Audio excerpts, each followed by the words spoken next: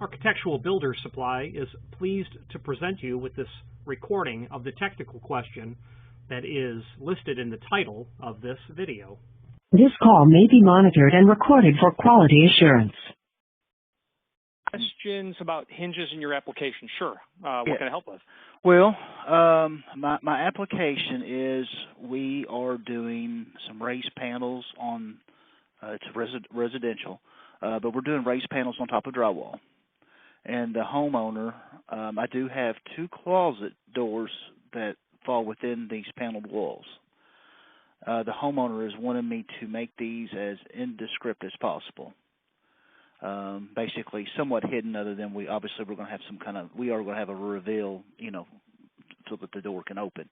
It's an outswing application, and I'm going to be applying 3/4 plus some applied molding. So I'd say at a maximum, I'm going to build out on the wall and the door roughly an inch. Mm-hmm.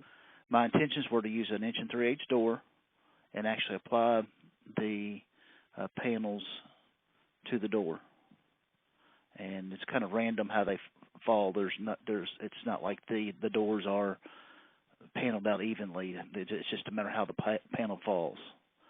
I've looked at wide throw hinges. I think that's a very good option. However, the hinge pin and barrel, would be seen. I've looked at pivot hinges, which is a possibility, but I can't seem to find what I would, for lack of a better term, a wide throw pivot hinge. I've thought about piano hinges. I have found those, but they're way too expensive for this application, from what I found. Yeah, real wide ones. Yeah, they end up getting, they're commercial. They're probably exactly what I need, but they're $500-600 a piece, from what I found. Mm-hmm. Oh yeah. So I did see the video. I guess it's the owner of AB Supply did on the wide throw hinges, but I didn't know if there was something else out there. Yeah. So the problem that I see is that while the wide throw hinge will solve the problem elegantly, it's going to look horrendous. Right. It's possible that you could make pivots work where they are an 1.5 inch offset. So measured from the face of the door to the vertical axis of pivoting, that dimension is 1.5 inch, whereas a standard pivot is 3/4. So that would sure give you that should give you plenty of room to swing those doors to 180.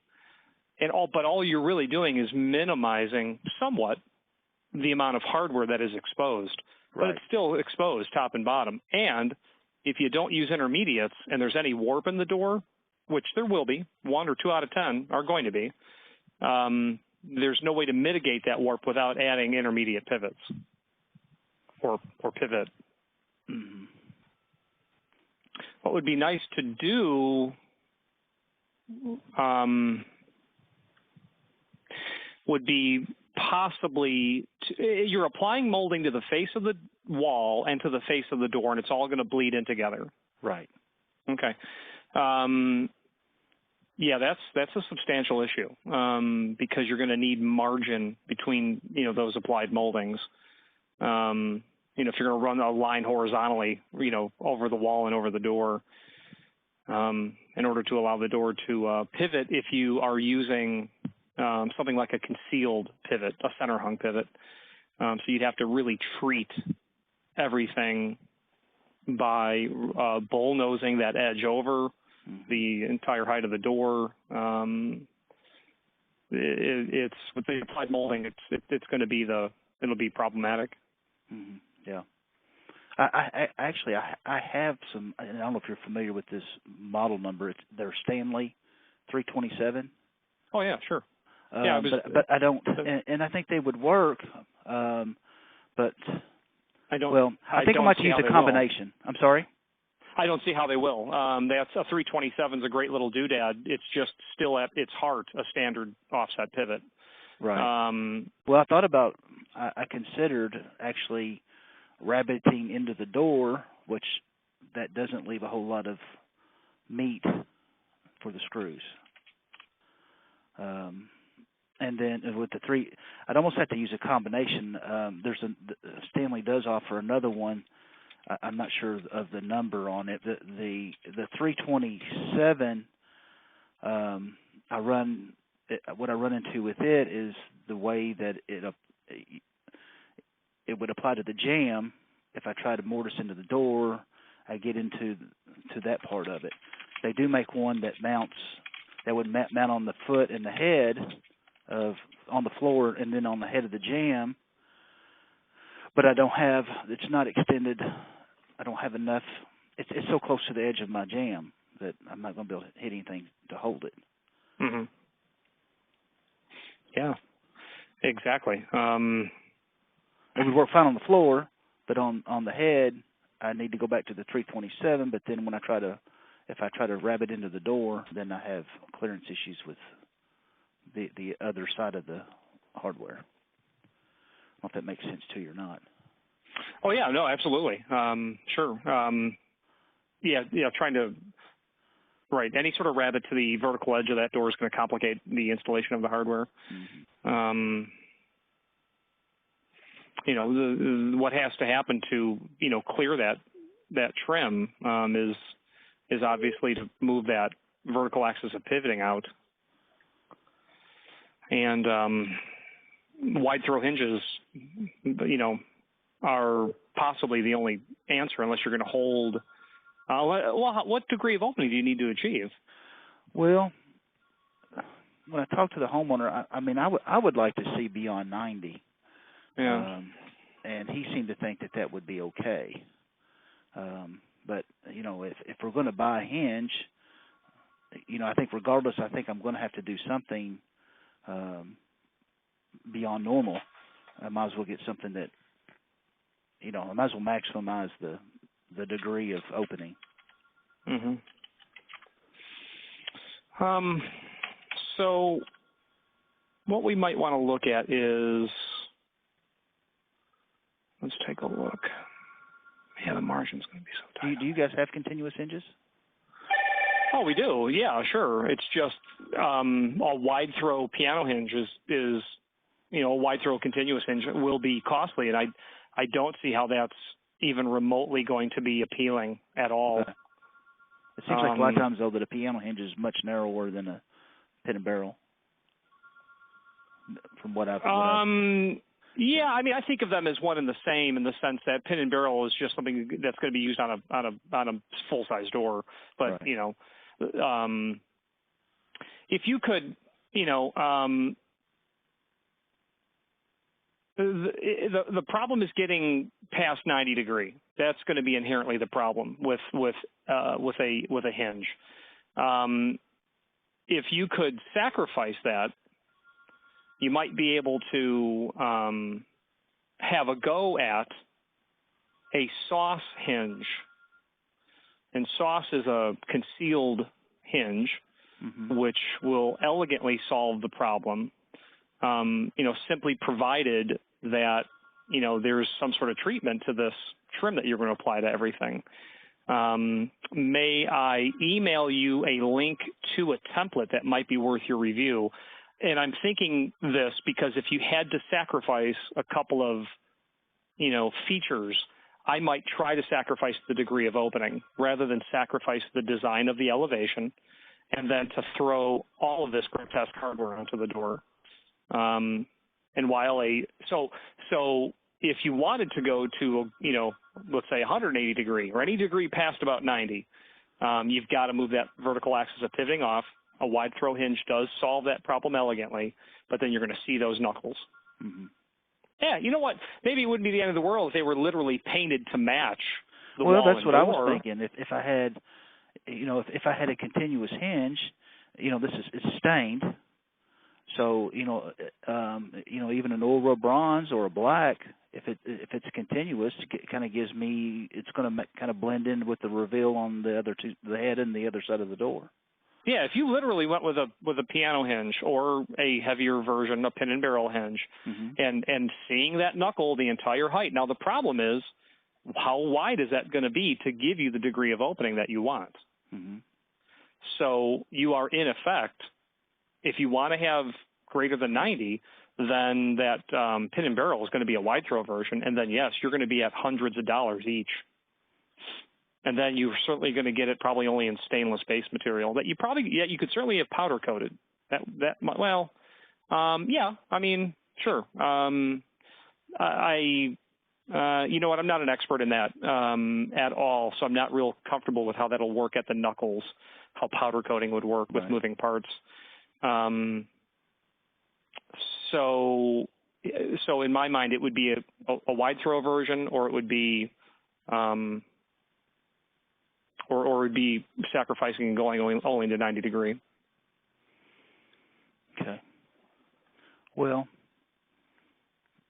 if we could get a PM, if we could get it to 90 degrees, the homeowner acted like he was happy with that.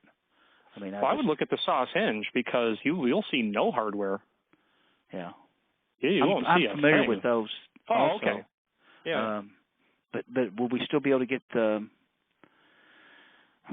I'm familiar with that they're concealed. I've never worked with them, and of course there's parameters of.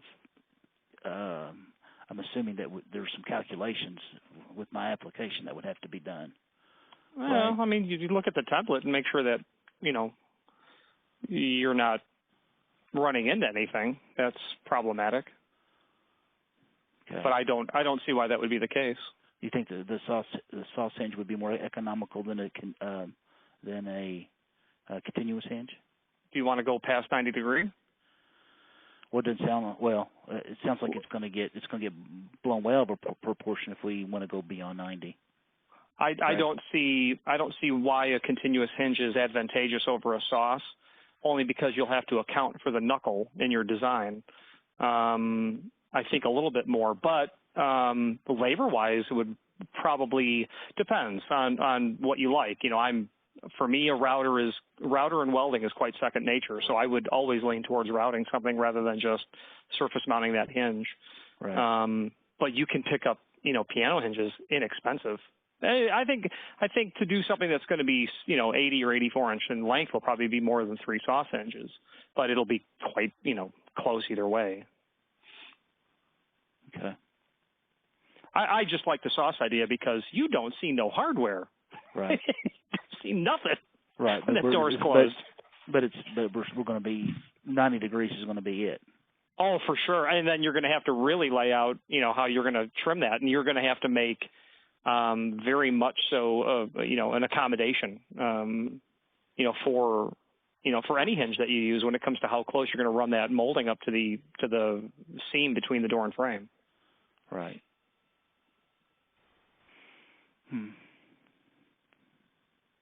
Okay.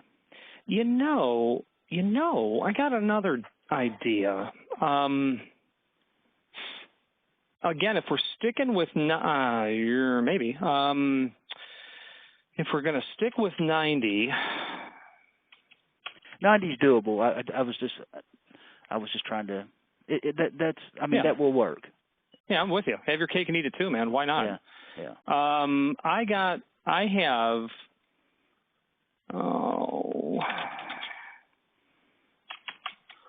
I have a piece of hardware. Here we go. I have a piece of hardware that is called it's a pivot set from Hager.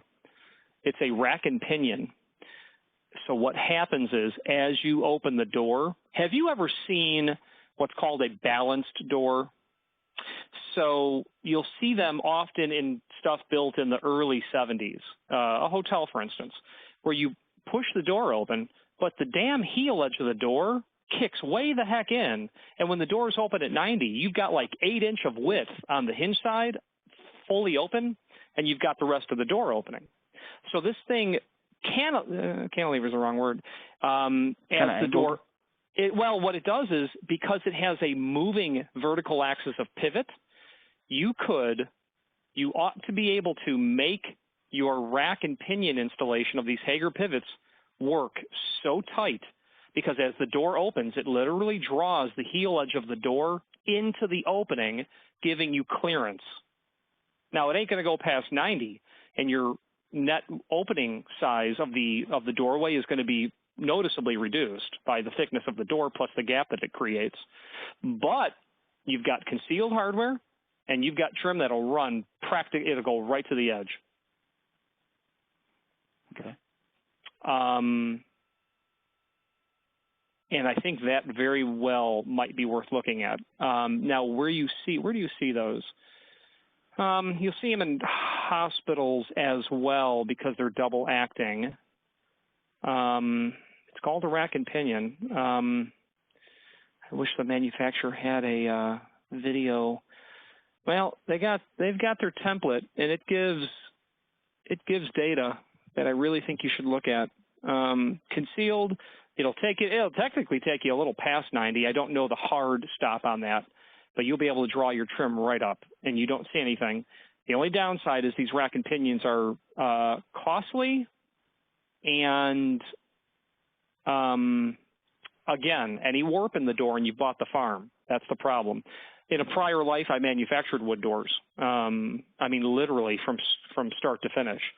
Well, I was going to use a solid core masonite door and then apply the maple panels to it. Right. However, if the door were to warp, and 10 or 20% are going to be warped, you don't have any way to kick that sucker straight because there's nothing in the middle holding it. And even if it's still warped, warp is still going to be a problem. But you're really going to want to make sure before you start doing the work that the doors are on site, acclimated as best as possible, right, fully finished and sealed, and then, because you got to be laser beam straight with that stuff. And in fact, I wouldn't mess around with the door you said. I would go with a structural lumber. I would go with a timber strand, something that's not going to warp on you. And I'm only saying this because I've done this. I've done it with a 200-ton press, 5x10. The laying everything up, just like a full size, just like masonite would. Right. We just did it on a small scale. We could lay up probably 40 doors a day.